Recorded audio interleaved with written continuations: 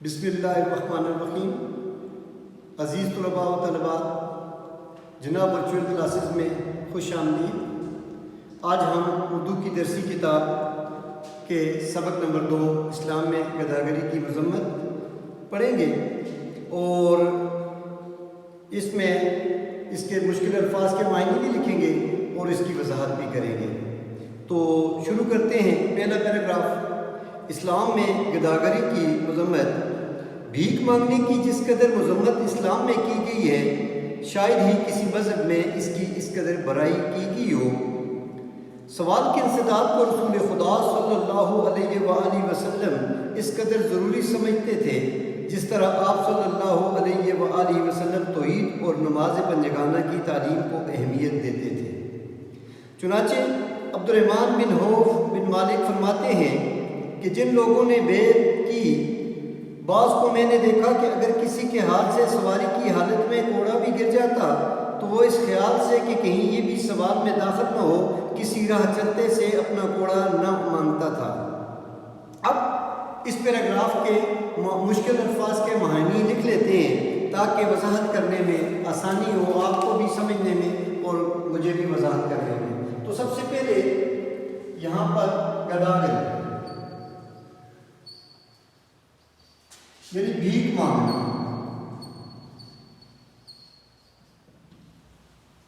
اس کے بعد ہے جی مذمت یعنی برائی، انسداد، روک،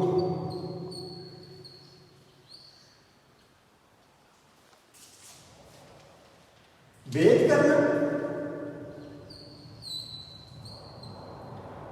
اطاعت کرنا، پنجگانہ،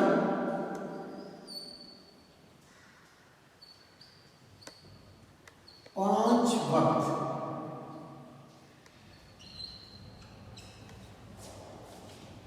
کوڑا،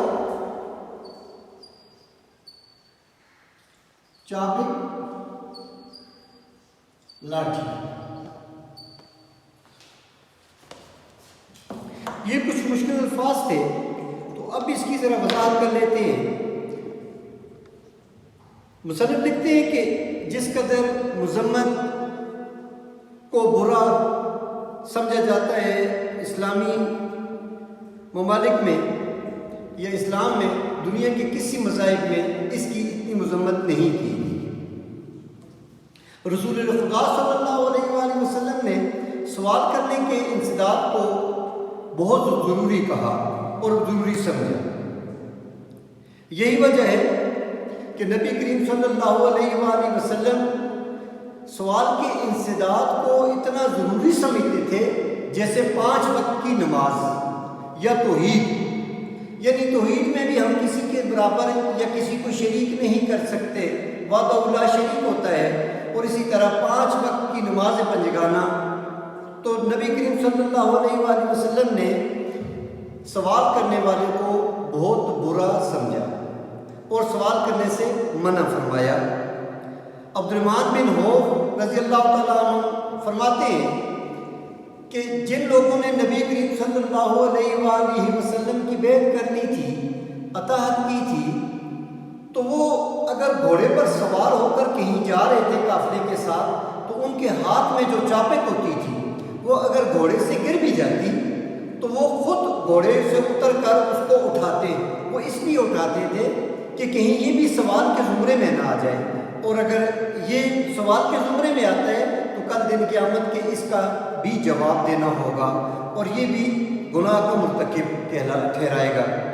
اب ہم آتے ہیں دوسرے پیراگراف کی طرف۔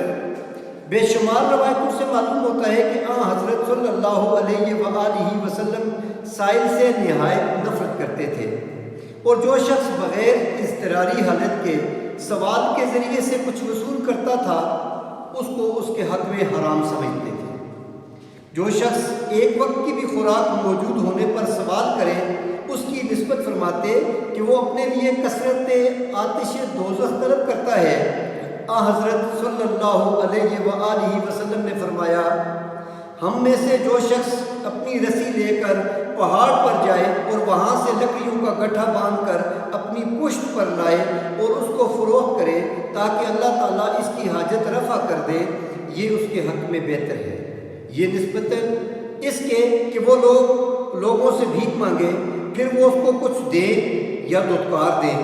عائد بن عمرو رضی اللہ تعالیٰ عنہ سے روایت ہے کہ آپ صلی اللہ علیہ وآلہ وسلم نے فرمایا، اگر تم لوگ جانو کہ سوال کرنے کے کیا نتائج ہیں تو کوئی شخص سوال کرنے کے لیے دوسرے شخص کی طرف رخ نہ کرے۔ تو آئیے اس پیراگراف کے بھی مشکل معانی الفاظ اور معانی لکھ لیتے ہیں پہلے، پھر اس کی وضاحت کرتے ہیں۔ تو اضطراری، بے چینی، بے قراری،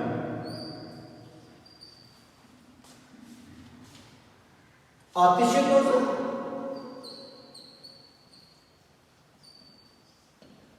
دوزخ کی آگ،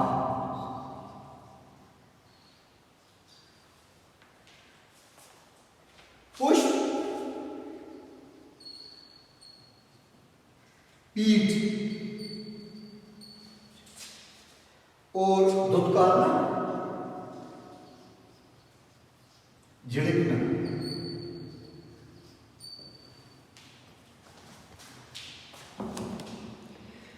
نبی کریم صلی اللہ علیہ وآلہ وسلم کی بہت سی روایات سے یہ بات ثابت ہے کہ وہ سائل کرنے والے کو، سوال کرنے والے کو ناپسند فرماتے تھے، وہ برا جانتے تھے، برا مانتے تھے اس سوال کرنے والے کو۔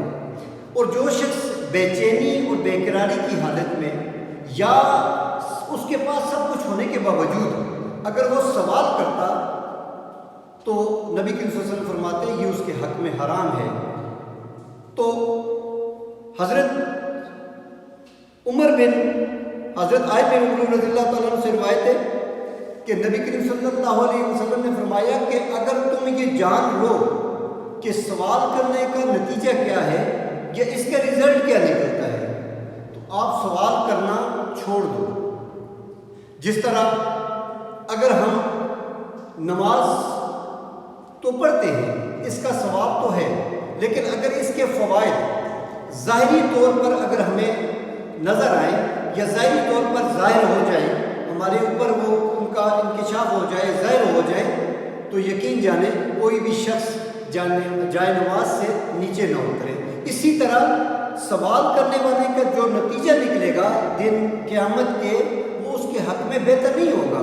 اور اس سبق سے ہمیں یہ مرکزی خیال اس کا اگر یہ کہہ دیں، اس کا مقصد اگر یہ کہہ دیں تو یہ نکلتا ہے کہ سوال کرنے والا شخص نہ صرف وہ اپنے لیے آخرت میں دوزخ کی آگ جمع کر رہا ہے بلکہ نبی اکرم صلی اللہ علیہ وسلم کا ناپسندیدہ بندہ بھی ٹھہرتا ہے۔